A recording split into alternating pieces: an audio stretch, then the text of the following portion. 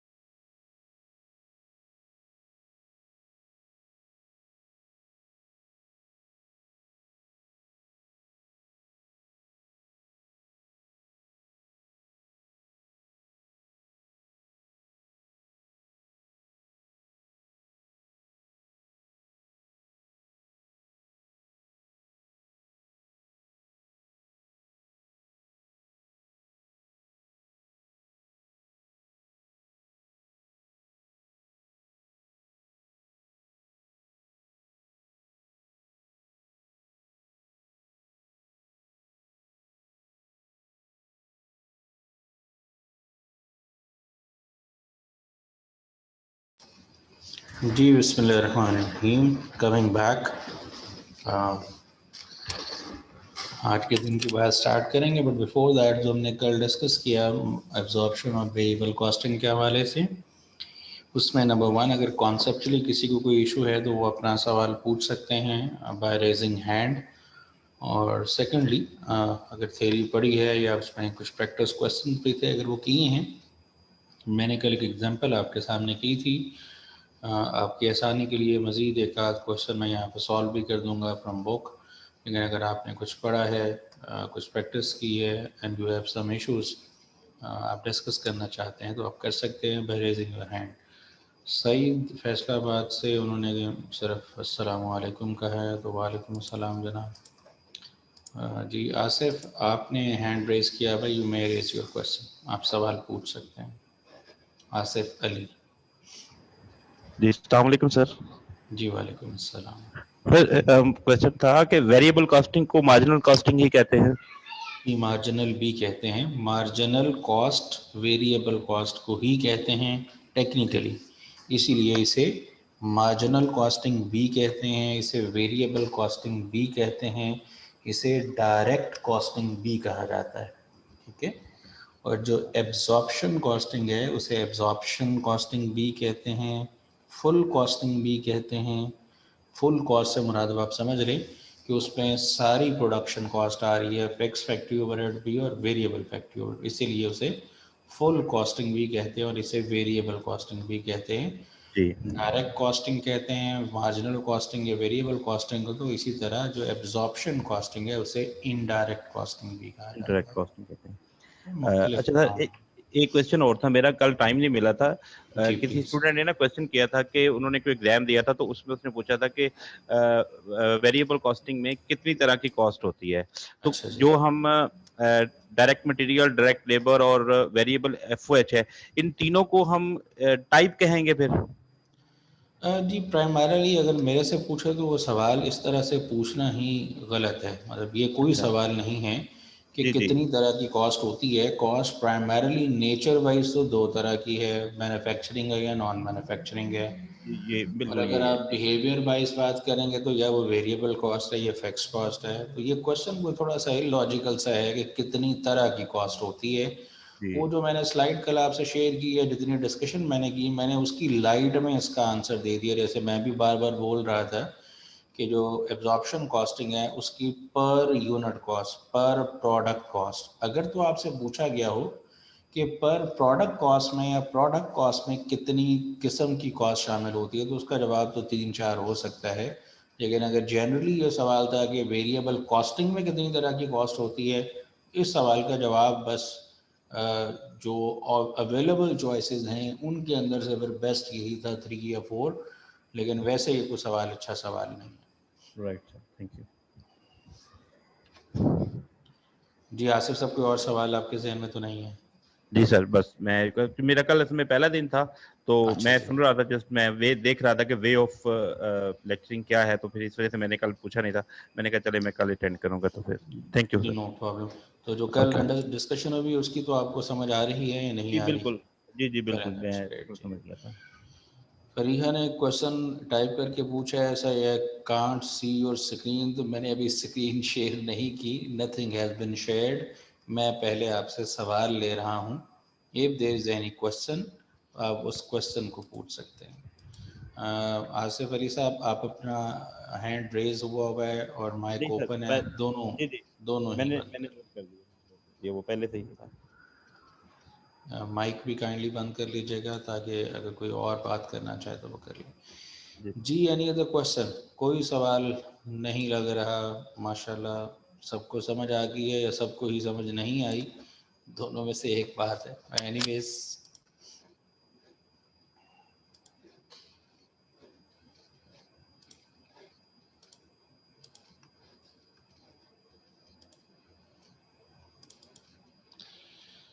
जी हाँ, जिसका mic open है अगर वो मुझे बता सके कि स्क्रीन अब शेयर हो रही है या नहीं हो रही।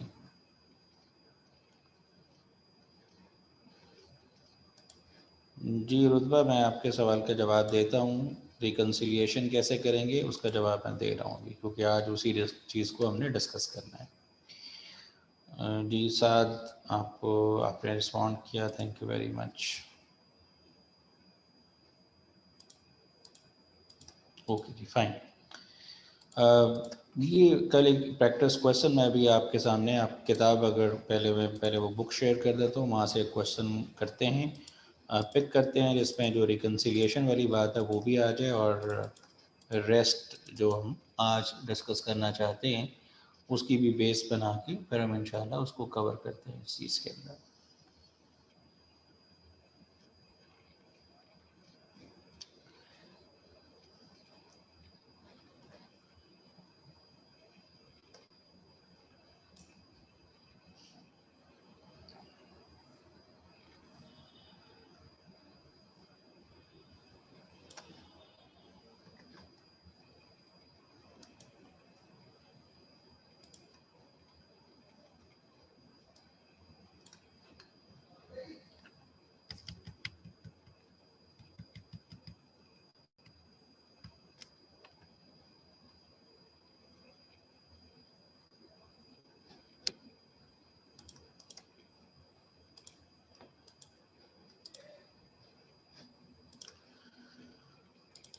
जी, मैंने ये बुक से आपके सामने शेयर किया है, जो किताब आपको रेफ़र की गई थी, ये चैप्टर 6 था, इसमें से variable costing tools segment reporting लिखा है। भाई क्या है, अभी इस पे बात कर लेंगे। बहरहाल ये मैनेजमेंट के लिए एक टूल है डिसीजन मेकिंग का टेक्निकली। जी, ओवरव्यू था, वेरिएबल कॉस्ट क्या है, एब्जॉर्प्शन कॉस्ट क्या है, और अगर इफ़ यू कैन रिकॉल ये कल चीज़ें सारी हमने अंडरस्टैंड की हैं। कुछ मैन्युफैक्चरिंग कॉस्ट है, कुछ तो इससे ये प्रॉफिट एंड लॉस अकाउंट बनता है। तो किस तरह से चीज़ें वेरिएबल कॉस्टिंग में, कौन सी चीज़ें पीरियड कॉस्ट में जा रही हैं और कौन सी प्रोडक्ट कॉस्ट के अंदर जा रही हैं, ये बातें हमने कल डिस्कस की थी। मैं सिर्फ ओवरव्यू करवा रहा हूँ, फिर एक क्वेश्चन आपके सामने पिक कर लूँगा।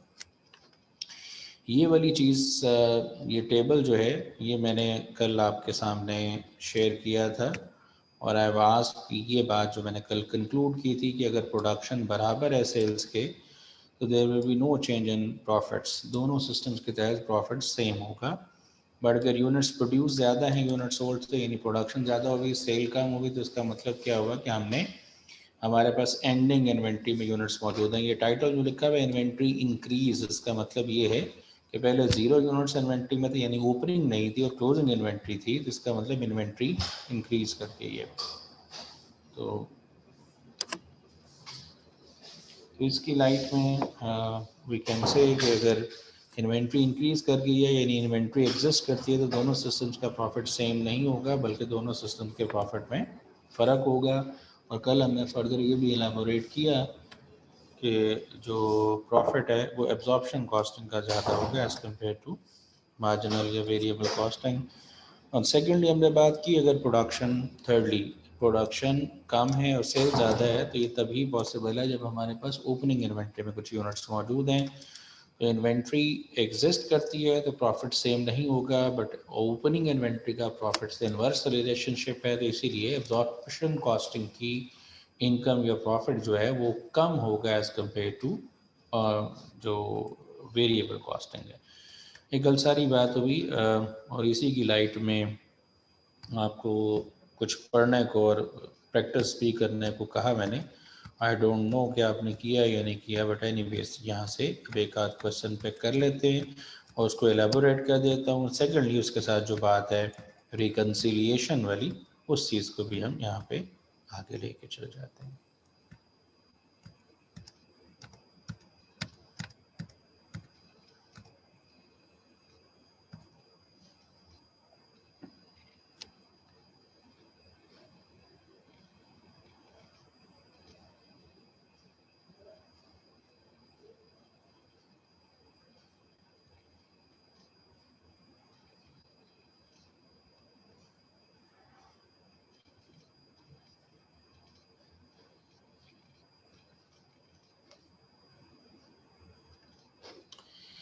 चलिए जी, मैं ये क्वेश्चन यहाँ से पिक करता हूँ और मैं एक्सेल फाइल के अंदर ले जाता हूँ ताकि आपको ज़रा नज़र वहीं पे आ जाए और साथ में कैलकुलेट भी आपको कर दूँगा।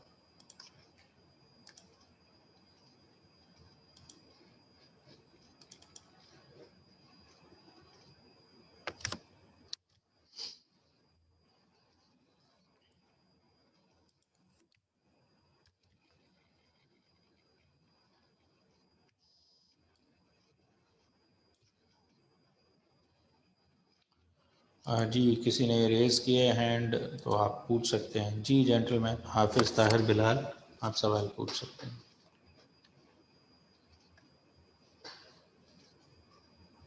जी हाफिज़ ताहिर बिलाल साहब, आपने हैंड रेज़ किया है। If there is any question you may rays.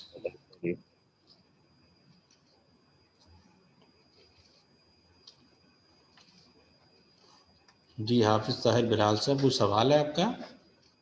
Sorry sir, by mistake hand raise हो गया था। उसको लोअर भी कर लें फिर आप खुद ही। Okay sir.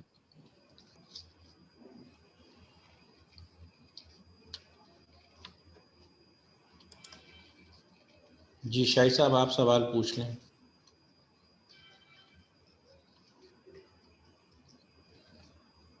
शाहिद, आपने हैंड रेज किया, पूछ लें।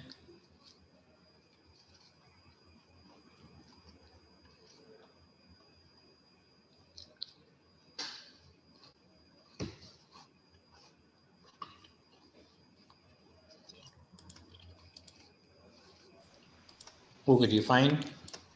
ये सवाल आपके सामने मौजूद है। मैं 1 मिनट आपको दे रहा हूँ, आप गो थ्रू कर लें, फिर मैं समझाना शुरू करता हूँ।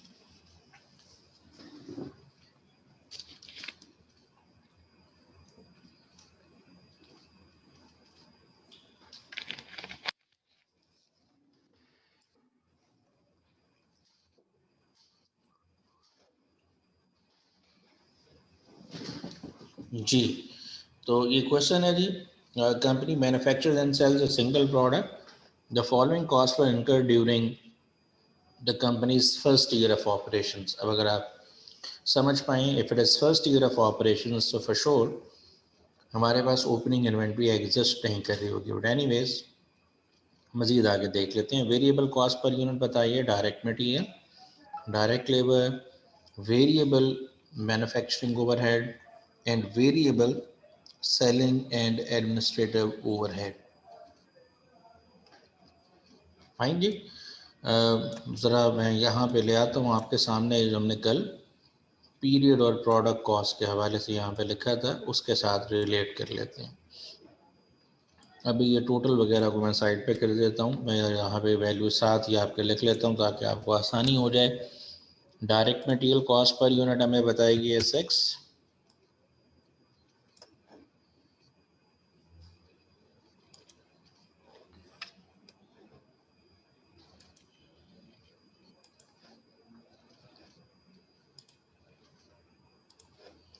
जी 6 रुपीज़ पर यूनिट कॉस्ट है डायरेक्ट मटेरियल की। डायरेक्ट लेबर की कॉस्ट 9 है, फैक्ट्री ओवरहेड वेरिएबल 3 है, और variable selling and administrative expenses यानी वेरिएबल ऑपरेटिंग एक्सपेंसेस 4 हैं। इसके अलावा आपको जो फिक्स्ड कॉस्ट है वो बताई हुई है। Fixed cost per year, fix manufacturing overhead बताया 3 लाख का, and fix selling and administrative expenses आपको बताया हुआ 190,000 का। तो अगर इससे आगे चलें तो आपको अभी हम पर यूनिट निकालना चाहते हैं, हमें नंबर ऑफ़ यूनिट्स चाहिए होंगे, आगे देख लेते हैं। During the year company produce 25,000 unit, 25,000 units company ने बनाए हैं, और फिक्स मैन्युफैक्चरिंग ओवरहेड 3 लाख का टोटल। तो अगर आप पर यूनिट निकालना चाहें तो निकाल सकते हैं। 3 लाख डिवाइडेड बाय 25,000 डिवाइड करेंगे, ये 12 बनेगा। 12 आपका फिक्स्ड फैक्ट्री ओवरहेड है पर यूनिट। और इसी तरह से अगर आप ऑपरेटिंग एक्सपेंसेस देखना चाहें तो आप सेलिंग प्राइस, सॉरी, जो यूनिट्स आपने बेचे हैं बनाए, sorry, fix selling administrative expenses 190,000 है, और जो सेलिंग एक्सपेंसेस वगैरह होते हैं इनका आमतौर पर ताल्लुक तो खैर आपके नंबर ऑफ़ यूनिट सोल्ड के साथ होता है। उसको भी हम देख लेते हैं। बहरहाल the selling price of the company is 50 per unit, 50 per unit selling price है। बग़ैर कुछ बनाए अगर हम कंक्लूड करना चाहें तो हम कंक्लूड यहाँ से कर सकते हैं कि इन्वेंट्री मौजूद है तो दोनों सिस्टम्स के प्रॉफिट में फ़र्क होगा, नंबर 1। नंबर 2, कितना फ़र्क होगा? जितना इन्वेंट्री की वैल्यू में फ़र्क होगा। नंबर 3, इन्वेंट्री की वैल्यू में फ़र्क लाने वाली चीज़ फिक्स्ड फैक्ट्री ओवरहेड है। तो अगर हमें नंबर ऑफ़ यूनिट्स इन्वेंट्री में पता हो, जो कि हमारी इस वाली क्वेश्चन के अंदर 5000 हैं, और 12 is fix factory overhead per unit, तो 5000 इंटू 12 अगर कर लें आप तो आपको पता लग जाएगा कि इन्वेंट्री की वैल्यू में कितना फ़र्क होगा। 60,000 का डिफरेंस होगा इन्वेंट्री की वैल्यू में, तो 60,000 ही प्रॉफिट में भी डिफरेंस होगा। इससे नेक्स्ट क्वेश्चन ये था कि बताएं किस सिस्टम का प्रॉफिट ज़्यादा होगा, एब्जॉर्प्शन कॉस्टिंग का या वेरिएबल कॉस्टिंग का। और कल आपको बात बताई गई कि क्लोजिंग इन्वेंट्री का प्रॉफिट से डायरेक्ट रिलेशनशिप होता है, तो इसका मतलब क्लोजिंग इन्वेंट्री की वैल्यू जहाँ ज़्यादा होगी वहाँ प्रॉफिट भी ज़्यादा होगा। एब्जॉर्प्शन कॉस्टिंग में इन्वेंट्री की वैल्यू ज़्यादा होगी, रीज़न कि उसमें ये 4 चीज़ें पर यूनिट कॉस्ट में शामिल हैं, जबकि एब्जॉर्प्शन वेरिएबल कॉस्टिंग के अंदर ये 3 चीज़ें पर यूनिट कॉस्ट में शामिल हैं। तो कंक्लूजन ये है कि एब्जॉर्प्शन का प्रॉफिट ज़्यादा होगा। हम प्रूव करना चाहें तो उसको प्रूव कर सकते हैं, बिकॉज क्वेश्चन की रिक्वायरमेंट भी यही है कि आप प्रॉफिट एंड लॉस अकाउंट बनाएं। ओके, हम इसको प्रिपेयर करते हैं और इसी के साथ फिर हम रिकन्सिलिएशन को भी लिंक करते हैं। जी, हमने 25,000 यूनिट बनाए और बेचे कितने? 20,000 units and selling price is 50। तो मल्टीप्लाई कर लें 20,000 इंटू 50, तो ये 10 लाख बनेगा। 10 lakh is your sale price. Okay, इसमें से माइनस करना है आपने कॉस्ट ऑफ गुड सोल्ड, और उसमें सबसे पहले आएगा डायरेक्ट मटेरियल यूज़। आपको बताया गया है $6 का पर यूनिट मटेरियल है। कितने यूनिट्स आप बना रहे हैं? 25,000 मल्टीप्लाइड बाय 6 करेंगे, देन आप 25,000 यूनिट्स बना रहे हैं। पर यूनिट लेबर कॉस्ट जो है वो 9 है। देन जो फैक्ट्री ओवरहेड है वो यहाँ पे एब्जॉर्प्शन कॉस्टिंग में इन टोटल लिखना है आपने, वेरिएबल भी और फिक्स भी। तो पहले वेरिएबल अगर कैलकुलेट करें तो 3 मल्टीप्लाइड बाय 25,000 तो 75,000 ये बनेगा, और फिक्स मैन्युफैक्चरिंग ओवरहेड 3 लाख इसमें ऐड कर लें तो 3,75,000 होगा। तो इन तीनों का टोटल 7,50,000 है। वर्क इन प्रोसेस की इन्वेंट्री नहीं बताई, ना ओपनिंग ना क्लोजिंग। फिनिश गुड्स की ओपनिंग इन्वेंट्री नहीं है। क्लोजिंग इन्वेंट्री की वैल्यू कितनी है ये हमने पता करनी है। हम दोनों तरीक़ों से पता कर सकते हैं। एक तो जो मैंने अभी इस टेबल के अंदर वैल्यूज़ लिखी हैं कि ये 6 + 9 + 3 + 12 इनको ऐड करें तो 30 वैल्यू बनती है per unit under absorption costing. एक तरीकाकार ये भी है, और दूसरा तरीकाकार कि जितनी गुड्स मैन्युफैक्चर्ड हैं यूनिट्स उनको लिया जाए और जितनी कॉस्ट ऑफ गुड्स मैन्युफैक्चर्ड है उससे डिवाइड कर दिया जाए। तो हम यहाँ पे कर सकते हैं 7,50,000 डिवाइडेड बाय 25,000। तो आप कैलकुलेट कर लें अपने पास कैलकुलेटर से।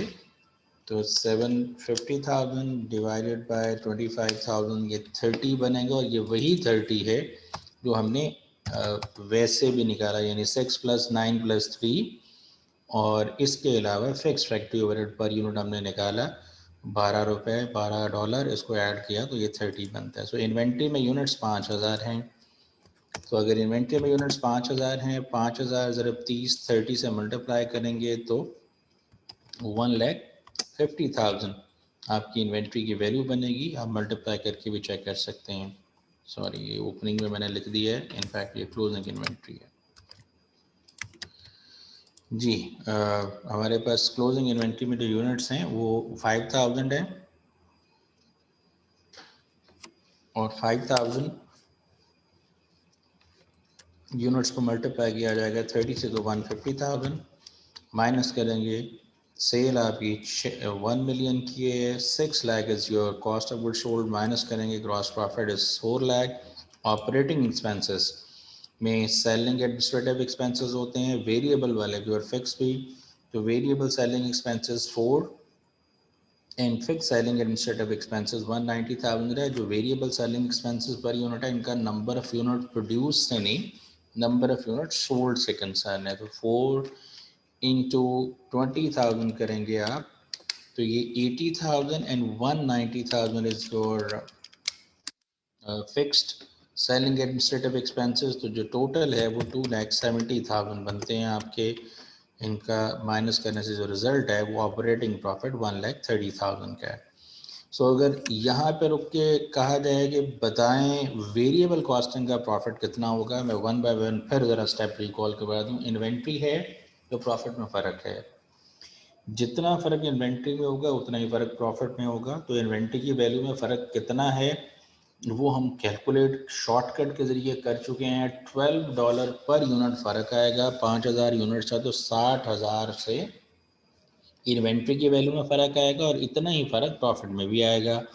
और चूँकि ये क्लोजिंग इन्वेंट्री है, क्लोजिंग इन्वेंट्री की वैल्यू एब्जॉर्प्शन कॉस्टिंग में ज़्यादा निकल रही है, तो क्लोजिंग इन्वेंट्री की वजह से प्रॉफिट डायरेक्टली इफेक्ट होता है, तो प्रॉफिट ज़्यादा हो गया एब्जॉर्प्शन का। तो अगर हमसे पूछा जाए कि वेरिएबल कॉस्टिंग का प्रॉफिट कितना होगा, हम डायरेक्टली यहाँ से बता सकते हैं 130 अगर ये है तो ये ज़्यादा है as compare to variable costing. वो कितना ज़्यादा, जितना इन्वेंट्री की वैल्यू में फ़र्क है, और इन्वेंट्री की वैल्यू में फ़र्क 60,000 का है। तो इसका मतलब 130 में से 60 माइनस कर दें तो you can come up with marginal costing profit, जो कि इनफैक्ट 130 में से 60 माइनस करें तो प्रॉबेबली 70,000 बनेगा। ओके, मैं अब ये वेरिएबल कॉस्टिंग वाला आपके सामने करता हूँ जी। तरीकाकार सेल्स तो आपकी वही 1 मिलियन की है। 1 मिलियन मीन्स 10 लाख।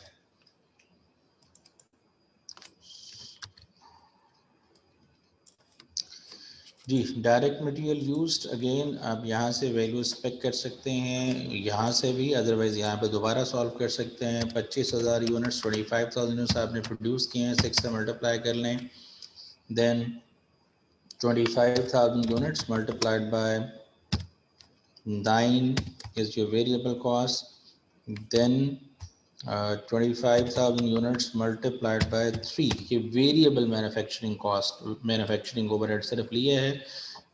इन तीनों का total 4,50,000। Work in process inventory नहीं है, तो फिर यही आपका कॉस्ट ऑफ गुड्स मैन्युफैक्चर्ड है, और फिर इसमें ऐड करेंगे ओपनिंग फिनिश गुड्स इन्वेंट्री जो कि नहीं है, 0। और क्लोजिंग फिनिश गुड्स इन्वेंट्री में हमें यूनिट्स बताए गए हैं कि वो 5,000 हैं।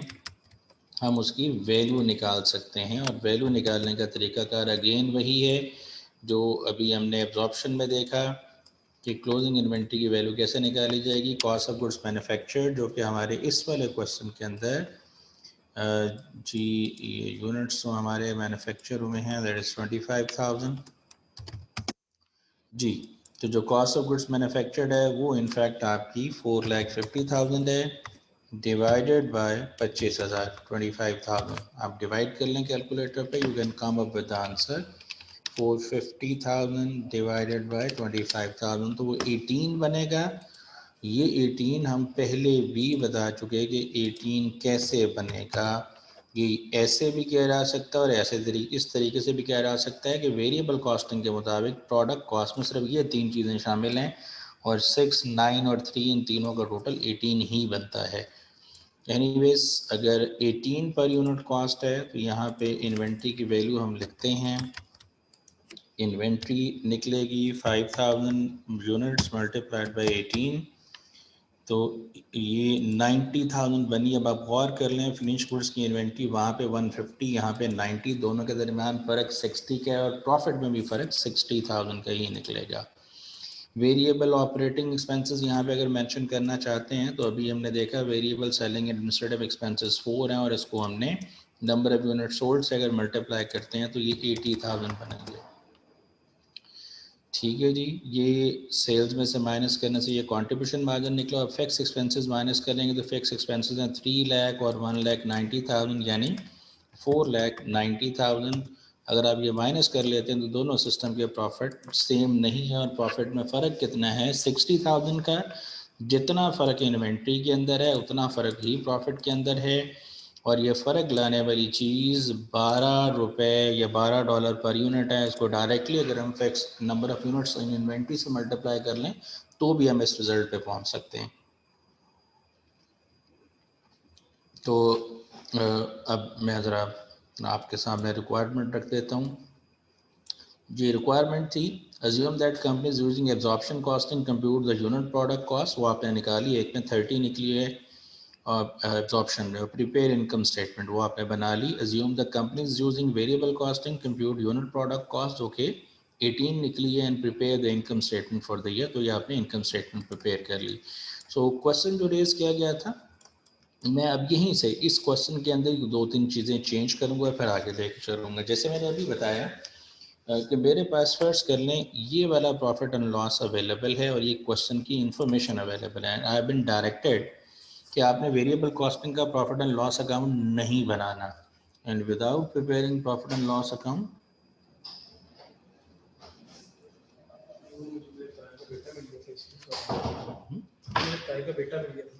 अच्छा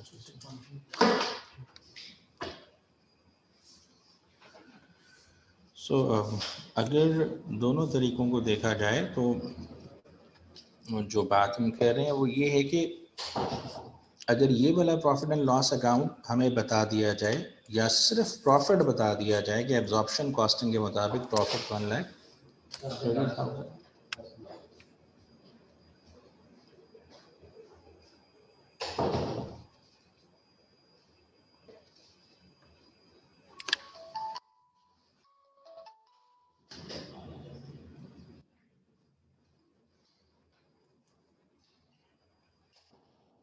हाँ जी just wait for a minute, I have an urgent call, तो मैं ज़रा अटेंड कर लूँ।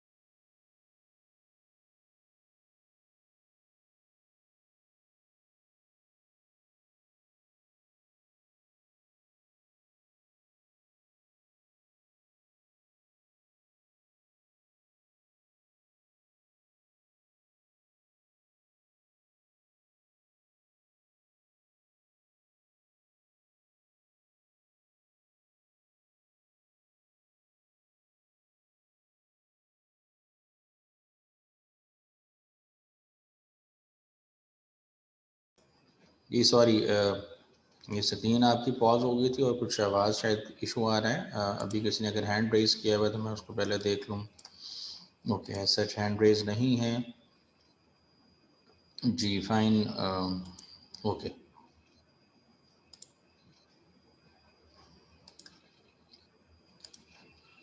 जी एलिज़े आप सवाल पूछ लें। मैं जो चीज़ समझाना चाह रहा हूँ अगर मैं उसको कंक्लूड कर लेता हूँ, फिर आप सवाल पूछ लें। एलिज़े आप सवाल पूछ सकती हैं।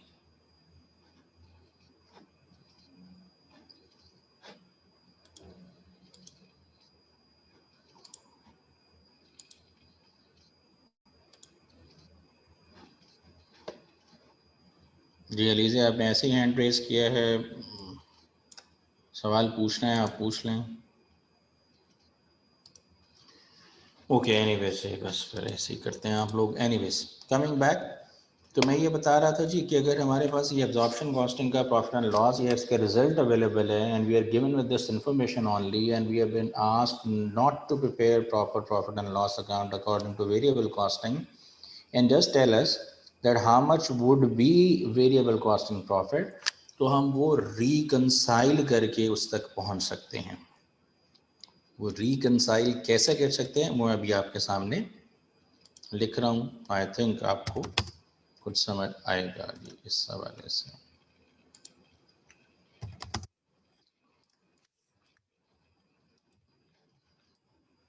जी मैं यहाँ पे बता रहा हूँ जी, like I have been given with profit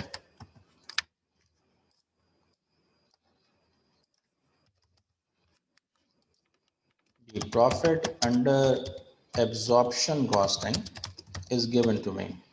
ठीक है, यानी जो मैंने खुद कैलकुलेट कर लिया है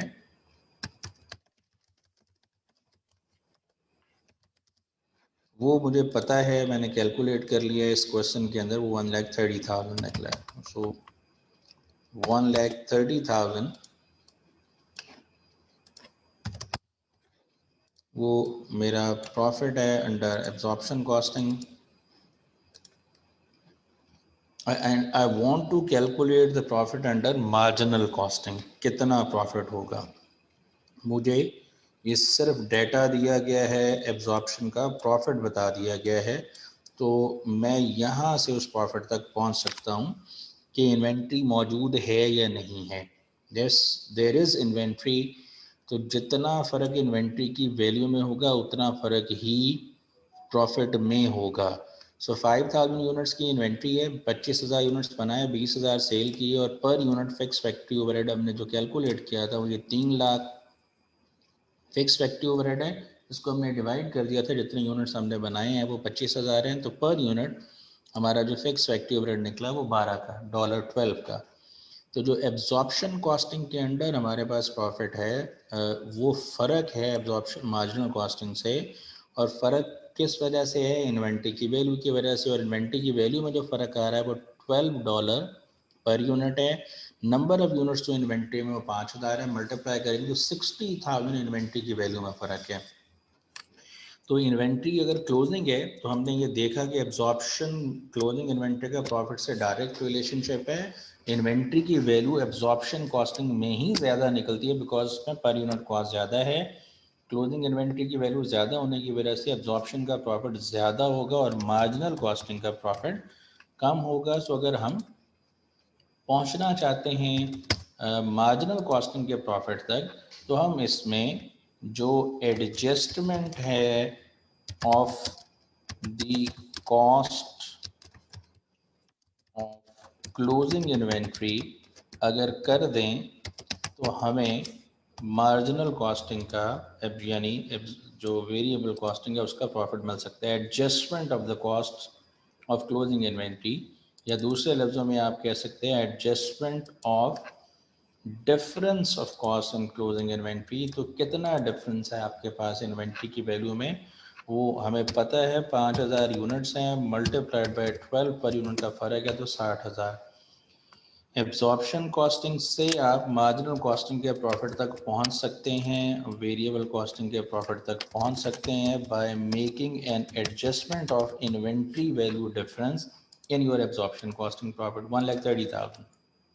में से 60 अगर माइनस कर देंगे तो आपका जो रिज़ल्ट निकलेगा वो 70,000 है। और अगर फ़र्ज़ कर लें मैं यहाँ पे इस क्वेश्चन में चेंज कर दूँ कि ये क्लोजिंग इन्वेंट्री नहीं है, इंस्टेड ये ओपनिंग इन्वेंट्री है, तो मैं अगर आपके सामने रखूँ ओपनिंग इन्वेंट्री, यानी 1,50,000 मैं यहाँ पे ऐड कर दूँ, यहाँ से मैं ज़ीरो कर दूँ, फ़र्ज़ कर लें 1,50,000 अगर मैं यहाँ पे ऐड कर दूँ तो 1,50,000 की वजह से मेरा ये वाला जो एब्जॉर्प्शन कॉस्टिंग है प्रॉफिट, ये कम हो जाएगा। कम क्यों हो जाएगा? Because opening inventory cost of good sold calculate करने के लिए ऐड होती है, जिससे कॉस्ट बढ़ जाती है और प्रॉफिट कम हो जाता है।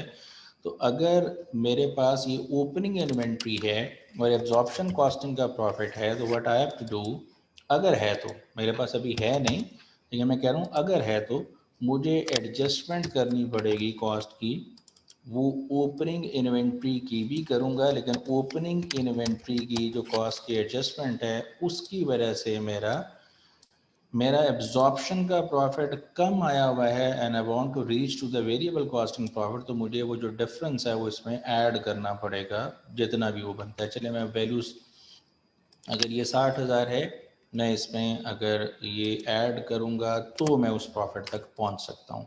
मैं अब दोनों इन्वेंट्रीज़ यहाँ पे रख देता हूँ। मैंने अभी रखा ये 5,000 यूनिट्स इन्वेंट्री के, अभी मैं 5,000 यूनिट्स इन्वेंट्री के हैं, क्लोजिंग में दोबारा कर रहा हूँ जी 1,50,000 के, और जो ओपनिंग में यूनिट्स हैं वो 1,000 यूनिट्स हैं, 1,000 यूनिट्स, और एक यूनिट की वैल्यू जो है वो हमारी मिसाल के अंदर 30 बनती है। जी ये कैलकुलेट हुआ है, तो 1,000 इंटू अगर 30 करेंगे तो ये 30,000 होगा। सो ओपनिंग इन्वेंट्री बी है और क्लोजिंग इन्वेंट्री बी है, तो सेम है। अगर हम यहाँ पे भी कर लें, यहाँ पे क्लोजिंग इन्वेंट्री भी मैंने लिखी हुई है, तो ओपनिंग इन्वेंट्री 1,000 यूनिट्स है और यहाँ पे इन्वेंट्री की वैल्यू 18 है, तो 1 मल्टीप्लाइड बाई 18 करेंगे तो 18,000 है। सो दोनों इन्वेंट्रीज मौजूद है, ओपनिंग इन्वेंट्री भी मौजूद है, क्लोजिंग इन्वेंट्री भी मौजूद है। हम शॉर्टकट भी ले सकते हैं। शॉर्टकट क्या है, पहले इस बात को समझ लेते हैं। अभी मैंने जो 1 बाय 1 समझाया, अगर ओपनिंग इन्वेंट्री है तो एब्जॉर्प्शन का प्रॉफिट कम होगा, अगर क्लोजिंग इन्वेंट्री है तो एब्जॉर्प्शन का प्रॉफिट ज़्यादा होगा। लेकिन अगर दोनों इन्वेंट्रीज हैं तो दोनों इन्वेंट्रीज होने की सूरत में हमें देखना है कि कौन सी इन्वेंट्री ज़्यादा है, किसका इफेक्ट डोमिनेट करेगा। यानी ओपनिंग इन्वेंट्री 1,000 यूनिट्स की है और क्लोजिंग इन्वेंट्री 5,000 यूनिट्स की है, इसका मतलब क्लोजिंग इन्वेंट्री का इफेक्ट डोमिनेट करेगा। 1,000 का इफेक्ट तो 1,000 से कैंसिल हो जाएगा, यानी 1,000 यूनिट से इन्वेंट्री ओपनिंग की वैल्यू ज़्यादा होगी, 1,000 यूनिट्स क्लोजिंग में भी है उससे क्लोजिंग इन्वेंट्री की वैल्यू ज़्यादा होगी। अगर ओपनिंग और क्लोजिंग इन्वेंट्री की वैल्यू इक्वली ज़्यादा इक्वली कम हो रही है तो वो फ़र्क नलीफाई हो जाएगा, कैंसिल हो जाएगा। तो अगर 1,000 और 5,000 यूनिट्स का डिफरेंस लें, वो 4,000 यूनिट्स बनता है। 4,000 यूनिट्स ज़्यादा हैं क्लोजिंग इन्वेंट्री में, 4,000 मल्टीप्लाइड बाय 12 आपकी कॉस्ट है, तो 48,000 आप मल्टीप्लाई करें तो 48,000 का प्रॉफिट में फ़र्क होगा। अगर हम देखना चाहें तो यहाँ से देख सकते हैं 1,00,000 प्रॉफिट है एब्जॉर्प्शन का और मार्जिनल का प्रॉफिट है 52,000, तो ये फ़र्क 48 का ही है। अब फ़र्क 48 का है, लेकिन किसका प्रॉफिट ज़्यादा है, एब्जॉर्प्शन का। उसकी रीज़न क्या है कि क्लोजिंग इन्वेंट्री ज़्यादा है, इसकी वजह से क्लोजिंग इन्वेंट्री का इफेक्ट डोमिनेट करेगा। तो अगर हमें ये वाला प्रॉफिट दिया जाए और हमें कहा जाए कि मार्जिनल कॉस्टिंग का without preparing profit and loss account आप प्रॉफिट पता करें, तो हम पता कर सकते हैं by making adjustment of inventory value. Adjustment opening inventory की और क्लोजिंग इन्वेंट्री की दोनों की कर दें। क्लोजिंग इन्वेंट्री की जो कॉस्ट है, जो उसमें फिक्स ओवरहेड है, पर यूनिट से मल्टीप्लाई करेंगे, यानी क्लोजिंग इन्वेंट्री 5,000 यूनिट्स है मल्टीप्लाइड बाय 12, ये इसके अंदर से माइनस हो जाएगा। और जो ओपनिंग इन्वेंट्री की कॉस्ट है 1,000 units multiplied bye 12 fix factory overhead जो है, जो फसाद की जड़ है, उसको मल्टीप्लाई करेंगे तो जो रिज़ल्ट हमारा फिर निकलेगा वो एब्जॉर्प्शन कॉस्टिंग से मार्जिनल कॉस्टिंग के प्रॉफिट को आप रिकंसाइल भी कर सकते हैं। अगर आपको दोनों बना लिया और आप चेक करना चाहते हैं तो आप इस तरीके से इसको रिकंसिलिएशन ऑफ प्रॉफिट या रिकंसिलिएशन स्टेटमेंट भी कहते हैं।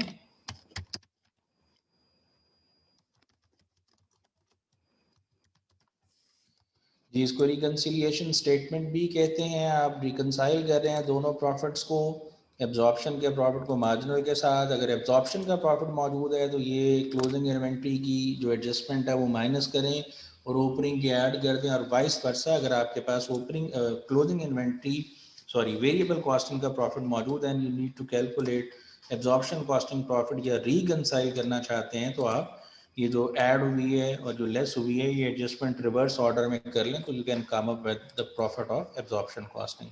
ये रिकंसिलिएशन है, दोनों इन्वेंट्रीज मौजूद हों। अभी इस सवाल में सिर्फ क्लोजिंग इन्वेंट्री थी, मैंने उसको लेके ओपनिंग और क्लोजिंग दोनों आपके सामने रखा और रिकंसिलिएशन ऑफ प्रॉफिट मैंने आपके सामने शेयर की है। अब अगर आपके कुछ सवाल हैं तो आप सवाल पूछ सकते हैं। रीज़ी आप ये कह रही हैं आपकी आवाज़ नहीं आ रही थी। जी बिल्कुल मुझे आवाज़ नहीं आ रही थी आपकी। अभी अगर किसी ने जी आप बोलिए।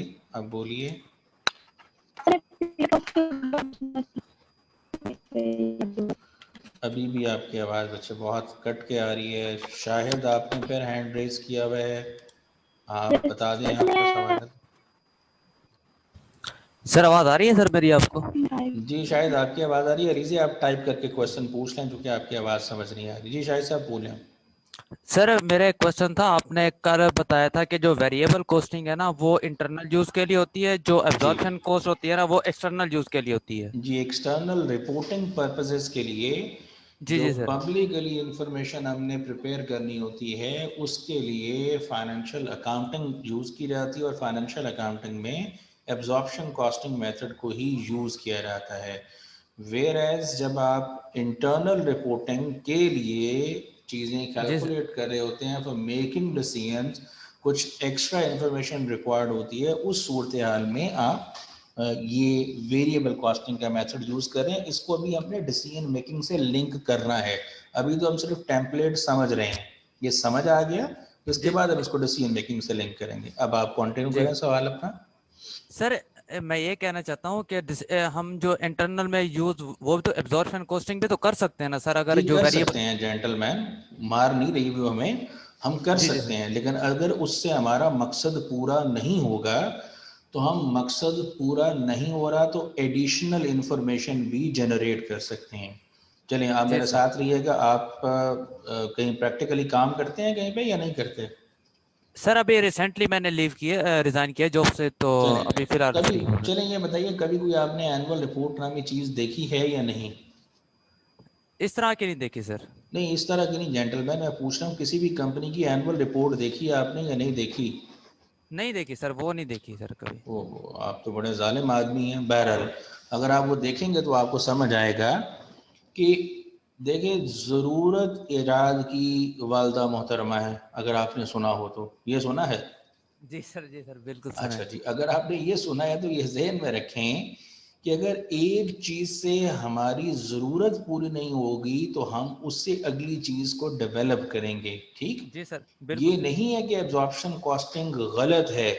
एब्जॉर्प्शन कॉस्टिंग से इंफॉर्मेशन नीड्स हमारी फुल फ्लैज पूरी नहीं हो रही थी, जी सर ठीक चूंकि है। नहीं पूरी हो रही थी तो हमने अगली चीज़ को डेवलप कर लिया। अब ये अगली चीज़ अगर आपने पिछले लेक्चर सुने हैं तो जब जी तक आप कॉस्ट को वेरिएबल और फिक्स वाली कैटेगरीज में क्लासिफाई नहीं कर लेते, you are ji sir. Unable to calculate कि आपका ब्रेक इवन क्या होगा, जी यानी सर। बॉटम लाइन क्या है जो आप अपने वर्कर्स के सामने रखेंगे। अगर इससे नीचे गए भाई कंपनी डूब जाएगी और आप भी डूब जाएंगे। जी और सर आप बिल्कुल। अपर लिमिट भी सामने रखेंगे अपने वर्कर्स के, सेल्स टीम के, जनाब ये टारगेट है बिकॉज हमने एक प्रॉफिट टारगेट का तयन किया जी और सर। उसकी बुनियाद पे अपनी टीम को टारगेट्स दे रहे हैं। लेकिन अगर आप ये कहेंगे ये सारी calculation based upon conventional costing जो आप कर रहे हैं उसकी बुनियाद पे आप कर सकेंगे, तो जवाब नहीं में है, नहीं कर बिल्कुल पा सर। रहे। जी सर। इसीलिए ये चीज़ डेवलप होगी और आप मजीद आगे भी जाएगी, इसके मजीद फ़वाइद हमें सामने आएंगे। जी ये सर। हरगिज़ मतलब नहीं है कि वो जो नीड्स है उसको कंप्लाई नहीं कर रही। आपने असल में पता नहीं शुरू वाले लेक्चर सुने हैं या नहीं, अगर आप रिकॉर्डिंग भी सुन लें तो शायद बेहतर हो जाए। सुने मैंने हैं सर, शुरू सुने में हैं। जी आपको सर। बताया था एब्जॉर्ब जो फाइनेंशियल और मैनेजमेंट अकाउंटिंग में फ़र्क, जी सर बिल्कुल। जो फाइनेंशियल अकाउंटिंग में रिपोर्ट्स जनरेट हो रही हैं वो external as well as internal users की नीड को सेटिस्फाई करने के लिए बनाई जाती हैं, लेकिन एक्सटर्नल यूजर्स की इंफॉर्मेशन नीड्स उससे पूरी नहीं होती, जी ज्यादा सर हैं। बिल्कुल चूंकि सर, ऐसे ही है। ज्यादा हैं तो इसलिए हमने कहा कुछ ऐसी रिपोर्ट्स की बनेंगी जो प्योरली फॉर मैनेजमेंट होंगी, इसीलिए उसे अकाउंटिंग फॉर मैनेजमेंट या मैनेजमेंट अकाउंटिंग का। ठीक है, जी सर तो हम इसको ठीक है सर। एब्जॉर्प्शन को गलत बिल्कुल नहीं कह रहे, ये बिल्कुल ठीक है, चल रहा है। जी फाइनेंशियल जी सर। अकाउंटिंग या रिपोर्टिंग स्टैंडर्ड्स मानते हैं इसको और जी इसी जी सर। तरीके से चलेगा, but internally when we are going to decide something तो हमें कुछ ओवर एंड अबव सोचना पड़ता है, उससे हट के भी सोचना पड़ता है। अभी जब मैं इसको जी जी लिंक करूंगा ना डिसीजन मेकिंग से तो जी इंशाल्लाह जी थोड़ा सर। सा मजीद अफाका होगा, थोड़ा सा मजीद जी फर्क सर। पड़ेगा। जी सर बिल्कुल। थैंक यू ठीक सर। है जी, अभी थैंक यू। रिकंसिलिएशन जो मैंने बात बताई है वो समझ आ गई आपको? जी सर। चलें, दैट्स ग्रेट। कोई थैंक और यू। सवाल है तो मैं उसका जवाब दे दूं। अलीज़े आपने सवाल पूछा है, if administrative and selling cost are period cost then we have taken why we have taken it on 20,000 units which are sold instead of 25 units produced। देखिए ये पीरियड कॉस्ट का मतलब क्या प्रोडक्शन से मल्टीप्लाई करना है? आप खुद अपने सवाल पे गौर कर लें, 25,000 यूनिट्स तो प्रोडक्शन है, तो इसका मतलब अगर प्रोडक्शन से रेलेवेंट ये कॉस्ट है तो फिर प्रोडक्शन यूनिट से मल्टीप्लाई करें। लेकिन अगर ये कॉस्ट सेलिंग यूनिट से रेलेवेंट है, यानी सेलिंग एंड एडमिनिस्ट्रेटिव कॉस्ट है, तो प्राइमरीली तो ये फिर सेलिंग, अगर ये प्रोडक्शन से ही रेलेवेंट होती तो फिर ऑटोमेटिकली ये प्रोडक्ट का कॉस्ट का पार्ट बन जाती, नहीं बन रही। इसीलिए नहीं बन रही बिकॉज ये प्रोडक्शन रिलेटेड कॉस्ट नहीं है। और यूजुअली ऑर्गेनाइजेशन में जो कॉस्ट इनकर हो रही होती है वो इस तरह पर यूनिट तो नहीं इनकर हो रही होती है। आप खुद समझें कि हमने एडवर्टीजमेंट के लिए जो पैसा स्पेंड किया, हमने जो शोरूम जो हमारा डिस्प्ले सेंटर है वो रेंट पे लिया हुआ है एंड ऑल दैट, जो सेल्समैन को सैलरी दे रहे हैं, जो सेल्समैन को कमीशन दे रहे हैं, वो तमाम के तमाम जितना एक्सपेंस हो रहा है उस एक्सपेंस की बुनियाद पे आप उसका total expenses profit and loss में चार्ज करते हैं। अगर उसको पर यूनिट में कन्वर्ट करना चाहें तो जितने यूनिट्स बेचे हैं उससे डिवाइड करेंगे ताकि हमें पता चले इतने एक्सपेंस करके एक यूनिट के बदले में हमें कितने पैसे इनकर करना पड़ रहे हैं। तो मेरा ख्याल है कि अब क्लियर हो गया होगा। बहरहाल अगर फिर भी सवाल है तो आप हैंड रेज करके भी पूछ सकते हो और ऐसे भी। जी, रिकन्सिलिएशन नबीला ने कहा दोबारा बता दें, मैं दोबारा बता देता हूँ। हम डायरेक्टली ओपनिंग एंड क्लोजिंग का नेट डिफरेंस लेके भी सॉल्व कर सकते हैं सलमान साहब, बिल्कुल कर सकते हैं। जैसे मैंने आपके सामने शॉर्टकट बताया ऐसे भी कर सकते हैं। मैं रिकन्सिलिएशन दोबारा एक्सप्लेन कर देता हूँ और फिर आपके सामने दोबारा ये चीज़ रख देता हूँ। देखें, मेरे पास एब्जॉर्प्शन कॉस्टिंग का प्रॉफिट एंड लॉस बना हुआ है, या मुझे डायरेक्टली क्वेश्चन के अंदर सिर्फ ये बताया गया कि एब्जॉर्प्शन कॉस्टिंग का प्रॉफिट एक जो है वो 1 लाख रुपया है, 1 लाख। मुझे यूनिट्स बताए जा रहे हैं ओपनिंग इन्वेंट्री के अंदर। जी, मुझे यूनिट्स बताए गए हैं ओपनिंग इन्वेंट्री में मेरे पास 1000 यूनिट्स हैं और 5000 क्लोजिंग इन्वेंट्री में यूनिट्स हैं और 12 per unit fix factory overhead है। ठीक, दो तरीके में आप दो बातें मैं आपके सामने रख रहा हूँ। ठीक है, per unit fixed factory overhead. जी देखिए, एक तो ये है कि मुझे ये प्रॉफिट एंड लॉस अकाउंट बना के सारा दिया हुआ था। मैंने कहा जी मुझे कुछ नहीं दिया, मुझे ये बता दिया कि प्रॉफिट ये है, ये मेरे ओपनिंग इन्वेंट्री में यूनिट्स हैं,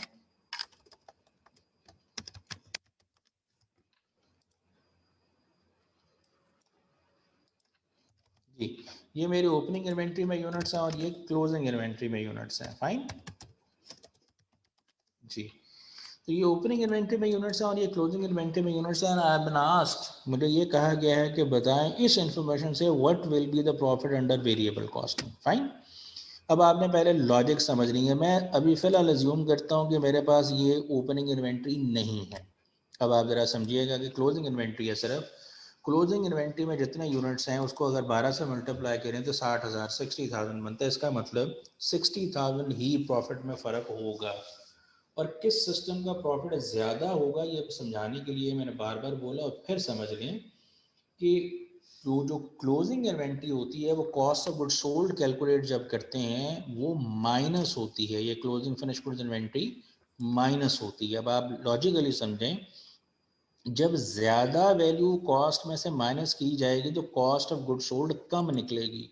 कॉस्ट ऑफ गुड्स सोल्ड कम निकलेगी तो प्रॉफिट ज़्यादा हो जाएगा। सो एब्जॉर्प्शन कॉस्टिंग की जो पर यूनिट कॉस्ट है वो 12 रुपए ज़्यादा है as compare to variable costing. So इसका मतलब एब्जॉर्प्शन कॉस्टिंग की जो का प्रॉफिट जो है वो 5,000 ज़रब 12 यानी 60,000 से ज़्यादा निकल रहा है as compare to variable costing. तो अगर हम वो वेरिएबल कॉस्टिंग का प्रॉफिट पता करना चाहते हैं तो उसका मतलब हमें क्या करना चाहिए कि ये जो हमारा प्रॉफिट है इसमें से जो क्लोजिंग इन्वेंट्री है उसकी इन्वेंट्री में जितना फ़र्क है वो उसको माइनस कर दें। मैं अगर वो माइनस करूं तो वो ये बनेगा मेरे पास कि 5,000 यूनिट्स हैं मेरे पास और इन्वेंट्री की वैल्यू में फ़र्क 12 रुपए की वजह से है तो 60,000 का फ़र्क है। तो उसका मतलब फॉर श्योर मेरा जो एब्जॉर्प्शन कॉस्टिंग का प्रॉफिट अगर 1 लाख है तो वेरिएबल कॉस्टिंग का प्रॉफिट 40,000 होगा। अब मैं इसको दूसरी तरफ ले जा रहा हूँ कि ये क्लोजिंग नहीं है, मैं अज्यूम कर लेता हूँ। चलें, मेरे पास सिर्फ ओपनिंग इन्वेंट्री मौजूद है। अब मैंने इसको अज्यूम कर लिया। अगर ओपनिंग इन्वेंट्री है तो ओपनिंग इन्वेंट्री की कैलकुलेशन देखें, ये cost of goods sold calculate करने के लिए कॉस्ट के अंदर ऐड हो रही है। जब ये कॉस्ट में ऐड होगी, ज़्यादा वैल्यू ऐड होगी तो कॉस्ट ऑफ गुड्स सोल्ड ज़्यादा आ जाएगी। कॉस्ट ऑफ गुड्स सोल्ड ज़्यादा आएगी तो प्रॉफिट कम हो जाएगा। तो एब्जॉर्प्शन कॉस्टिंग की इन्वेंट्री की वैल्यू 12 ज़रब 1,000 यूनिट ज़्यादा है, यानी 12,000 ज़्यादा है। अगर ये 12,000 ज़्यादा है तो इसका मतलब 12,000 ज़्यादा होने की वजह से ओपनिंग इन्वेंट्री एब्जॉर्प्शन कॉस्टिंग की कॉस्ट ऑफ गुड्स सोल्ड बढ़ गई और प्रॉफिट कम हो गया। इसका मतलब वेरिएबल कॉस्टिंग का प्रॉफिट ज़्यादा होगा, एब्जॉर्प्शन का कम होगा। तो ये 1 लाख में से अगर ये 12,000 ऐड कर देंगे तो हम एब्जॉर्प्शन कॉस्टिंग के प्रॉफिट तक पहुंच सकते हैं। और अगर हम दोनों को ले लें तो हम रिकनसाइल कर रहे हैं 5,000 ज़रब 12 60,000 का फ़र्क है और 1,000 ज़रब 12,000 का फ़र्क है तो 52,000। अब ये प्रॉफिट एंड लॉस अकाउंट हमारे सामने बने हुए थे 1 लाख और ये हमने कैलकुलेट भी किया हुआ है 52,000 है। तो ओपनिंग इन्वेंट्री की वैल्यू में जितना फ़र्क है, क्लोजिंग इन्वेंट्री की वैल्यू में जितना फ़र्क है उसकी एडजस्टमेंट कर दें एब्जॉर्प्शन कॉस्टिंग के प्रॉफिट में तो आप वेरिएबल कॉस्टिंग के प्रॉफिट तक पहुंच जाएंगे, या वाइस वर्सा वेरिएबल कॉस्टिंग के प्रॉफिट में वो एडजस्टमेंट कर दें। अब मेरे दोस्त ने पूछा, ये तो स्टेप वाइज तरीकाकार है, शॉर्टकट जो मैंने बताया वो ये है कि देखें ओपनिंग इन्वेंट्री 1,000 यूनिट्स की है, क्लोजिंग इन्वेंट्री 5,000 यूनिट्स की है। फाइन, ओपनिंग इन्वेंट्री एब्जॉर्प्शन के प्रॉफिट को कम कर रही है, क्लोजिंग इन्वेंट्री एब्जॉर्प्शन के प्रॉफिट को बढ़ा रही है। अगर दोनों 5-5 हज़ार की उधर ये देखें, बोथ इन्वेंट्री ज़रब 5,000, उसका मतलब 5,000 ज़रब 12 60,000, 5,000 ज़रब 12 अगेन 60,000। तो इसका मतलब अगर एक ही जितना इन्वेंट्री को ये दोनों चीज़ें इफेक्ट कर रही हैं, 60,000 से प्रॉफिट ज़्यादा भी हो रहा है एब्जॉर्प्शन का, 60,000 से कम भी हो रहा है, इतना ही वेरिएबल कॉस्टिंग का प्रॉफिट होगा। लेकिन मैं ये कह रहा हूँ कि यूनिट्स ओपनिंग में 1,000 हैं, ओपनिंग में अगर 1,000 यूनिट्स हैं तो इसका मतलब ओपनिंग इन्वेंट्री का जो इफेक्ट है वो कम है और क्लोजिंग इन्वेंट्री का इफेक्ट ज़्यादा है। तो यानी 1,000 यूनिट्स ओपनिंग में इसका इफेक्ट और क्लोजिंग 5,000 में से 1,000 का इफेक्ट तो आपस में कैंसिल हो जाएगा। जैसे मैंने भी किया कि अगर ओपनिंग क्लोजिंग बराबर हो तो भी प्रॉफिट में फ़र्क नहीं होगा, लेकिन अगर ये दोनों के दोनों में फ़र्क है तो जिसके यूनिट्स ज़्यादा हैं उसका इफेक्ट डोमिनेट करेगा। ओपनिंग के यूनिट ज़्यादा हैं क्लोजिंग के, तो क्लोजिंग के ज़्यादा हैं। कितने ज़्यादा हैं ओपनिंग से? 4,000। तो इसका मतलब 4,000 जो यूनिट्स हैं, अगर आप इसको मल्टीप्लाई कर लें, इसका इफेक्ट डोमिनेट कर रहा है। 4,000 यूनिट्स को 12 से मल्टीप्लाई कर लें तो 48,000 बनता है। क्लोजिंग इन्वेंट्री 48,000 ज़्यादा है एब्जॉर्प्शन कॉस्टिंग में। इसका मतलब आपका एब्जॉर्प्शन का प्रॉफिट ज़्यादा और वेरिएबल कॉस्टिंग का कम होगा। आप नेट भी कर सकते हैं, ऐड लेस 2 करने की बजाय लेस या ऐड कोई एक चीज़ बनेगी, adjustment in opening closing inventory cost difference, वो एडजस्ट कर लें तो भी प्रॉफिट आप रिकनसाइल कर सकते हैं। Both are the option. एक चीज़ मैंने बताई कि आपके पास ये प्रॉफिट है और ये सिर्फ इंफॉर्मेशन है और आप इसको ऐड लेस करके दूसरे प्रॉफिट तक पहुंच सकते हैं। नंबर 2, आपके पास ये दोनों प्रॉफिट एंड लॉस बने हुए हैं, आप इन दोनों को चेक करना चाहते हैं that what ever you did वो सही किया आपने या गलत, तो ये रिकनसाइल करके भी इसको साबित किया जा सकता है। जी, यहाँ तक अगर कोई बात में कोई सवाल है तो आप पूछ लें रिकन्सिलिएशन के हवाले से। जी मोइन खान आप पूछिएगा। जी मोइन खान आप बात कर सकते हैं। मोइन खान साहब आप बात कर सकते हैं। अस्सलाम वालेकुम सर। जी वालेकुम अस्सलाम। सर मेरा क्वेश्चन ये है कि अगर जो क्लोज ओपनिंग इन्वेंट्री होगी वो पिछले पीरियड की होगी, फाइनेंस पिछले जी जो शाबाश, हमारा अच्छा सवाल है, मैं आपका सवाल समझ गया हूँ, मैं जवाब दे जी देता हूँ।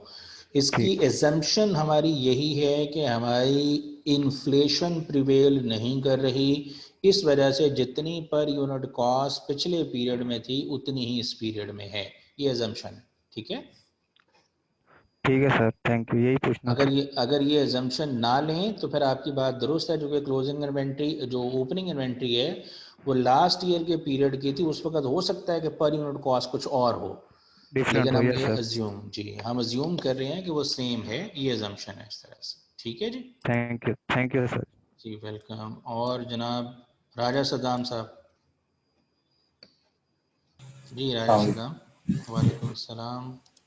सर ये ऑपोजिट डायरेक्शन में पूछा गया हो, variable costing to absorption costing. जी चलें, अब आपके सामने है, मैं इसी को आपके सामने दोबारा लिखता हूँ, अब आप मुझे लिखवाएंगे। देखें, ये लें जी, अभी ये ऐसे लिखा हुआ है, मैं अगर यहाँ पे एब्जॉर्प्शन की बजाय वेरिएबल कॉस्टिंग कर दूँ, ऐसा ही है जी, जी जी और इसका मतलब मैं वेरिएबल कॉस्टिंग के प्रॉफिट को देख रहा हूँ, मुझे वेरिएबल कॉस्टिंग का प्रॉफिट 52,000 दिया हुआ है। ठीक है जी, जी जी ठीक है, अगर वेरिएबल कॉस्टिंग का प्रॉफिट मेरे पास 52,000 है, मैं यहाँ से अगर इसको देखें, अगर रिवर्स में इस तक पहुँचना चाहूँ तो मैंने 1 से 52 निकाला, और 1 से 52 कैसे निकाला, उसमें से 60 लेस किया है मैंने, और मैंने 12 ऐड किया है। अगर मैं 52,000 से 1 लाख तक जाना चाहूँ तो what I have to do, 52 में मुझे जो मैंने पहले फंक्शन परफॉर्म किया है ऐड वाला, मुझे उसको रिवर्स करना पड़ेगा, यानी मुझे उसको लेस करना पड़ेगा, और जो लेस वाला फंक्शन परफॉर्म किया है वो मुझे रिवर्स करना पड़ेगा, यानी ऐड करना पड़ेगा। तो मैं यहाँ पे सिर्फ सिंपली अगर ये चेंज कर दूँ सिंपलिसिटी के लिए, तो भी बात समझ आ जानी चाहिए, अदरवाइज मैं लॉजिकली भी बता देता हूँ। देखें, अब मैं यहाँ पे अगर लिखूँ 60,000 मैंने ऐड करना है और 12,000 मैंने लेस करना है, तो 52,000 प्लस 60,000 माइनस 12,000, तो ये 1 लाख बन जाएगा। राजा साहब ये बात समझ आई, इतनी इतनी भी मोटी मोटी? जी जी सर। चलें, अब इसको मैं लॉजिकली अगर आपके सामने रखूं, तो मैंने एक स्टेटमेंट बोली कि क्लोजिंग इन्वेंट्री का प्रॉफिट से डायरेक्ट रिलेशनशिप होता है, फाइन। जी जी सर। तो मेरे पास प्रॉफिट मौजूद है वेरिएबल कॉस्टिंग का, ठीक है, अगर वेरिएबल कॉस्टिंग का प्रॉफिट मौजूद है और क्लोजिंग इन्वेंट्री का प्रॉफिट से डायरेक्ट रिलेशनशिप है, क्लोजिंग इन्वेंट्री की वैल्यू ज़्यादा होगी एब्जॉर्प्शन कॉस्टिंग में, इसका मतलब एब्जॉर्प्शन का प्रॉफिट भी ज़्यादा होगा। तो मैं अगर वेरिएबल से एब्जॉर्प्शन की तरफ जाना चाहता हूँ, तो जितना एब्जॉर्प्शन का प्रॉफिट इन्वेंट्री की वैल्यू की वजह से ज़्यादा होगा, मुझे वो इसमें ऐड कर देना चाहिए। जी सर। ठीक है, और क्लोजिंग ओपनिंग इन्वेंट्री का प्रॉफिट से इन्वर्स रिलेशनशिप है, ओपनिंग इन्वेंट्री की वैल्यू ज़्यादा होगी एब्जॉर्प्शन में, अगर इन्वेंट्री की वैल्यू ज़्यादा होगी तो प्रॉफिट जो है एब्जॉर्प्शन कॉस्टिंग में उस इन्वेंट्री वैल्यू की वजह से कम हो जाएगा। तो इसका मतलब मेरे पास वेरिएबल कॉस्टिंग का प्रॉफिट है और मुझे एब्जॉर्प्शन की तरफ जाना है, तो मैं वो जितना उसका कम होगा प्रॉफिट वो इसमें से माइनस कर देता हूँ। तो मैं इससे स्टार्ट कर लूँ या उससे स्टार्ट कर लूँ, बात एक ही है, इसीलिए इसको रिकंसाइल करना कहा जाता है, from one end to other end, इसे ही रिकंसिलिएशन कहते हैं। Is that clear? Ji sir. That's great. ऐसा कोई और सवाल, एनी अदर क्वेश्चन जी? तो अगर ये प्रैक्टिस क्वेश्चंस, अगर if I can ask you कि अगर आपने नहीं किए तो आज की तारीख में अगर आप ये कर लें तो हम इसको डिसीजन मेकिंग से रिलेट करने में हमारे लिए आसानी हो जाएगी। एक छोटी सी चीज़ और भी है यहाँ पे, वो कोई मुश्किल चीज़ नहीं है, लेकिन इट्स मोर देन अप्रोप्रिएट के भी आप इसकी कुछ प्रैक्टिस करें। मैं किताब से कुछ क्वेश्चंस दोबारा आपके सामने स्क्रीन शेयर करता हूँ, ताकि आप देखें कि बुक में मोर और लेस इसी तरह के क्वेश्चंस हैं, और अगर आप उनको सॉल्व करेंगे तो आई होप कि आपकी ज़रा बेहतर ग्रिप हो जाएगी इन चीज़ों पे, क्योंकि ये ग्रिप जब तक नहीं होगी तो हम उसको डिसीजन मेकिंग से उस तरह लिंक नहीं कर पाएंगे। जी अली, आसिफ अली, जी आसिफ अली आप बात कर सकते हैं। अस्सलाम वालेकुम सर। जी वालेकुम अस्सलाम। सर असल में मेरी पहली क्लास थी कल, तो मेरे पास बुक नहीं है, बुक शेयर कर दीजिएगा जरा मुझे। जी ये बुक अली, अगर मेरी आवाज़ सुन रहे हैं तो आप व्हाट्सएप के ग्रुप के अंदर किताब दोबारा शेयर कर दीजिएगा। मैं ठीक है जी। नंबर सर मुझे बता दीजिएगा, मेरे पास ग्रुप क्योंकि मैं ऐड नहीं हूँ। अली आप ज़रा हैंड करें रेज, अपना नंबर बताइएगा। अली खान CR क्लास में जो हैं मौजूद हैं क्लास में। अली खान, अच्छा जी अभी नहीं है आई थिंक। कोई ग्रुप में से देख के, अगर व्हाट्सएप वाले ग्रुप से देख के बता सकते हैं या मुझे खोलना पड़ेगा जी, एक सेकंड रुकिएगा।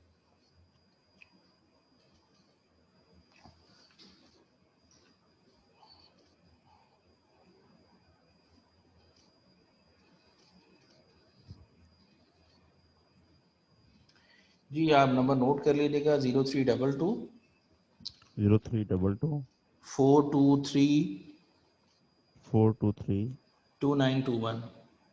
2921। थैंक ठीक यू है सर। जी, इनको टेक्स्ट कर दीजिएगा 0322 वो आप। जी जी 4232921। जी, इनको टेक्स्ट कर दीजिएगा, ये आपको व्हाट्सएप किताब भी वैसे शेयर कर देंगे, अदरवाइज आपको ग्रुप में ऐड करके ग्रुप में दोबारा सारा मटेरियल शेयर कर देंगे। ठीक है जी, right sir, thank you sir, thank चलिए यू। वेलकम जी। ओके, मैं जी अभी जो डिस्कशन हुई है उसी के लाइट में अब आपके सामने ये शॉर्टकट है, ये देखिएगा एक सवाल आपके सामने एक नज़र आ रहा होगा, reconciliation of absorption and variable costing net operating incomes. Company manufactures heavy-duty street lighting system for municipalities. The company uses variable costing for internal management reports and absorption costing for external reports to the shareholders, creditors, and government. The company has provided the following data. Inventories बताई हुई हैं, अब आप ये देख लीजिएगा year 1 2 3 onward ये सारी बात चलेगी। ये अच्छा क्वेश्चन है आपकी अंडरस्टैंडिंग को बिल्ड करने के लिए, और हम क्विकली इसको समझ सकते हैं। ये देखें, वेरिएबल कॉस्टिंग की नेट ऑपरेटिंग इनकम बताई गई है। फाइन, ईयर बाय ईयर देख रहे हैं, हमें वेरिएबल कॉस्टिंग की नेट ऑपरेटिंग इनकम बताई है 1080, और हमें बिगिनिंग यूनिट्स बताए गए हैं और कुछ नहीं बताया। उन्होंने कहा जी fix manufacturing overhead per unit जो है वो 560 का फॉर ऑल 3 इयर्स, 560 का। नंबर 1 क्वेश्चन, जिनकी आवाज़ अनम्यूट है वो सवाल का जवाब दे सकते हैं। 200 यूनिट ओपनिंग है, अगर 200 ही क्लोजिंग हो, यानी 200 यूनिट ओपनिंग 200 ही क्लोजिंग हो, if there is no inventory तो भी प्रॉफिट में फर्क नहीं होगा, और अगर सेम इन्वेंट्री हो ओपनिंग क्लोजिंग तो भी प्रॉफिट में फर्क नहीं होगा। बट यहाँ पे ओपनिंग इन्वेंट्री 200 यूनिट है, क्लोजिंग इन्वेंट्री 170 यूनिट है। तो क्वेश्चन इज दिस कि क्या प्रॉफिट दोनों सिस्टम के सेम होंगे या डिफरेंट होंगे। जिनकी मैंने अलाउ किया हुआ वो आवाज़ से बात कर सकते हैं, वो बता दें प्रॉफिट सेम होगा या डिफरेंट होगा। नहीं होगा सेम सर। सेम नहीं होगा, फाइन। अब अगला सवाल, दोनों सिस्टम के प्रॉफिट में फ़र्क होगा अगर 200 यूनिट ओपनिंग है और 170 क्लोजिंग है। हम ज़रा शॉर्टकट लेते हैं, अगर 170 ही ओपनिंग और 170 ही क्लोजिंग हो तो 170 की वजह से एब्जॉर्प्शन का प्रॉफिट ज़्यादा होगा, 170 यूनिट्स की वजह से ही वो एब्जॉर्प्शन का प्रॉफिट कम हो जाएगा। तो इसका मतलब 170 का इफेक्ट तो 170 से कैंसिल हो जाएगा। जो इफेक्ट डोमिनेट करेगा वो सिर्फ 30 यूनिट का करेगा। अब ये बताया कि कौन सी इन्वेंट्री डोमिनेट कर रही है, ओपनिंग इन्वेंट्री डोमिनेट कर रही है या क्लोजिंग डोमिनेट कर रही है। ओपनिंग कर रही है सर। ओपनिंग कर रही है। कितने एक्स्ट्रा यूनिट है ओपनिंग के अंदर? 30। 30 को मल्टीप्लाई कर लें फिक्स ओवरहेड पर यूनिट के साथ, 560 बनता है जी, ऐसे ही है, जी 560 बताया ऐसे ही है। है। तो 16,800 रुपए का प्रॉफिट में फ़र्क होगा। फाइन।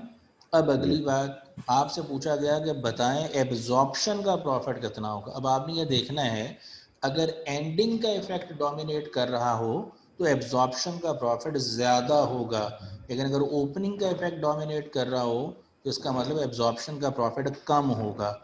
तो जितना फ़र्क आपने निकाला 16,800, इस 16,800 का फ़र्क आपके प्रॉफिट में होगा, और आपका वेरिएबल कॉस्टिंग का प्रॉफिट ज़्यादा है जबकि एब्जॉर्प्शन का कम होगा। तो अगर आप एब्जॉर्प्शन के प्रॉफिट तक पहुंचना चाहते हैं तो 10,80,400 में से 16,800 माइनस कर दें, you can come up with variable cost absorption costing profit. समझ आ रही है जी बात? Yes sir. चलें, अब दूसरे वाला ईयर देखें। दूसरे वाले ईयर के अंदर ये जो क्लोजिंग इन्वेंट्री है अगले के लिए ओपनिंग बन गई 170 और 180। नंबर क्वेश्चन नंबर 1 अगेन भैया, क्या प्रॉफिट सेम होगा? तो जवाब यस या नो? नो। नो। प्रॉफिट फर्क होगा, कौन सी इन्वेंट्री का इफेक्ट डोमिनेट करेगा? एंडिंग का, अगर क्लोजिंग का इफेक्ट डोमिनेट करेगा तो किस सिस्टम का प्रॉफिट ज्यादा होगा? एब्जॉर्प्शन का, एब्जॉर्प्शन का। कितना ज्यादा होगा? 10 यूनिट मल्टीप्लाइड बाय 560। समझ आ रही है बात? यस नो जी? और आखिरी वाले ईयर में आ रही है 180 ओपनिंग इन्वेंट्री है, 220 क्लोजिंग है, कौन सी इन्वेंट्री का इफेक्ट डोमिनेट करेगा? एंडिंग का, एंडिंग का। कितने यूनिट्स थे? 40 40 मल्टीप्लाइड बाय 560, तो 22,400 प्रॉफिट ज़्यादा होगा। किसका प्रॉफिट ज़्यादा होगा? एब्जॉर्प्शन का। तो वेरिएबल का आपके पास मौजूद है, आप इसमें ऐड कर लें डिफरेंस, तो आप उस प्रॉफिट तक पहुंच सकते हैं। मेरी सर, बात मेरा समझ एक पाए क्वेश्चन हैं? जी सर, जी सलाम साहब। ये वन वो बोल रहा है 200 यूनिट्स हैं और एंडिंग 170 है, रिमेनिंग जी बचेंगे 30, वो ऐड नहीं होंगे ये 2 में? 30 तो सेल हो गए ना सर, आप एंडिंग बिगिनिंग इन्वेंट्री। यूनिट्स। हाँ जी, तो ऐड हम क्या कर रहे हैं ज़रा ये बता दें। ओपनिंग इन्वेंट्री कितने यूनिट्स हैं? 200, जी ठीक है जी। और क्लोजिंग इन्वेंट्री में कितने यूनिट्स हैं? 170, ठीक। जी। बताएं, ओपनिंग इन्वेंट्री की वजह से प्रॉफिट पे डायरेक्ट इफेक्ट आता है, डायरेक्ट रिलेशनशिप होता है ओपनिंग इन्वेंट्री का, या इन्वर्स? डायरेक्ट होता है। डायरेक्ट होता है। सो इसका मतलब क्या हुआ कि ओपनिंग इन्वेंट्री का अगर आप ज़्यादा डायरेक्ट कह रहे हैं तो फिर आप गलत कह रहे हैं। आप ज़रा अपने वो प्रॉफिट एंड लॉस को रिकॉल करें। जो कॉस्ट ऑफ गुड्स मैन्युफैक्चर्ड होती है उसमें ओपनिंग इन्वेंट्री ऐड होती है।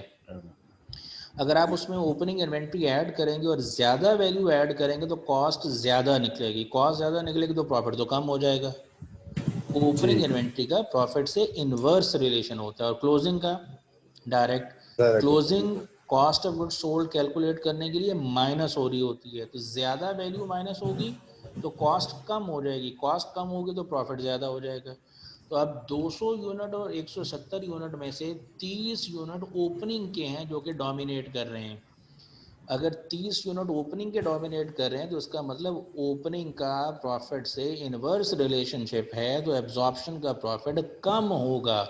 तो ये 10,80,000 आपको वेरिएबल का प्रॉफिट दिया हुआ है। अगर वेरिएबल कॉस्टिंग का प्रॉफिट है तो इससे एब्जॉर्प्शन तक पहुंचने के लिए वो 30 यूनिट मल्टीप्लाई उसको ऐड कर। समझ आ रही है बात जी?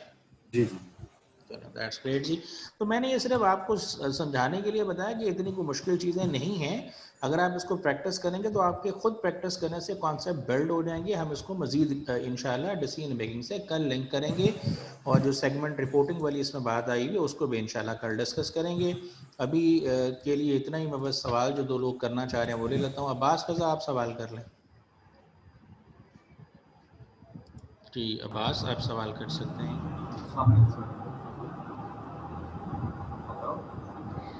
जी मुझे आवाज़ आ रही है, बोलिएगा जेंटलमैन। सर इसी क्वेश्चन का जो डी पार्ट है वो समझाओ। जी इसी का डी पार्ट है। Sorry B sir. B, how much fix manufacturing overhead cost was deferred और release from inventory during year 4। ये आप जो आप डिफरेंस निकाल रहे हैं वही इसका आंसर है। 560 इंटू यूनिट्स कितने हैं? 180 और सॉरी 180 और 220 का डिफरेंस 40 है। 40 इंटू 560 करेंगे तो ये 22,400 इसका आंसर है। ठीक है, 560 number per unit fix cost है, और जितने नेट आपका चेंज आ रहा है इन्वेंट्री में उससे मल्टीप्लाई किया मैंने। जी अब मैं कुछ टाइप हुए सवाल हैं वो ले लेता हूँ। रियाब आपने पूछा है सेगमेंट वाले शामिल हैं? जी शामिल हैं, इसको हम करेंगे इंशाल्लाह, कल डिस्कस करेंगे। ठीक है जी। सलमान साहब कैलकुलेशन दिखाइए आपने। फर्स्ट केस में कैसे करेंगे? तो मैंने फ़र्स्ट केस तो बता दिया और अभी दोबारा भी बता दिया जी। ठीक है जी, okay. If there is no other question तो हम जी शायद आप सवाल कर लें gentleman. Sir kindly reconciliation statement तो दोबारा समझा दें, रिवाइज करा दें एक दफा सर। जेंटलमैन मैं तो 2 दफ़ा करा चुका हूँ, अभी भी रिवाइज़ करानी है मैंने? सर थोड़ी समझ आई नहीं है सर। चलें आप थोड़ी सी पर आप थोड़ी सी अब आज जो मैं ये स्लाइड चीज़ें हैं ना ये शेयर कर देता हूँ अभी, जो कि जी टाइम भी सर। ख़त्म हो गया, तो आप पहले इसको एक दफ़ा खुद से करें और फिर जी मेरे से सर। दोबारा डिस्कस कर लीजिएगा। मैं ग्रुप में शेयर कर रहा हूँ। नबीला आप सवाल ठीक पूछ लें। ठीक है, थैंक यू सर। जी अस्सलाम वालेकुम सर। वालेकुम अस्सलाम। सर मैंने ये पूछना था कि रिकंसिलिएशन में उसको हम 2 तरीकों से कर सकते हैं कि एक हम जो number of opening and closing है उसको एफओएच से मल्टीप्लाई कर उनका टोटल लेके ऐड और माइनस कर दें, या जी हम जो यूनिट्स ओपनिंग एंड क्लोजिंग का डिफरेंस है उसको लेके भी एफओएच से जी, वो करके ऐड यानी वो शॉर्टकट हो गया, वो हाँ शॉर्टकट हो जी, गया, बिल्कुल वो जरा सो हम दोनों तरीकों से कर सकते जी हैं। ऐसे ही, जी बिल्कुल ऐसे ओके ही। ठीक है, thank you sir, thank you. Ji okay ji, that's all for the day. मैंने जो एक्सेल फाइल है जिस पर मैंने ये सारी रिकंसिलिएशन वगैरह की है वो शेयर कर दी है। प्रैक्टिस क्वेश्चन बुक आपके पास मौजूद है, उससे करें और उनसे रेलेवेंट जो क्वेश्चन होंगे इंशाल्लाह उसको हम कल आंसर करेंगे। Thank you very much, that's all for the day.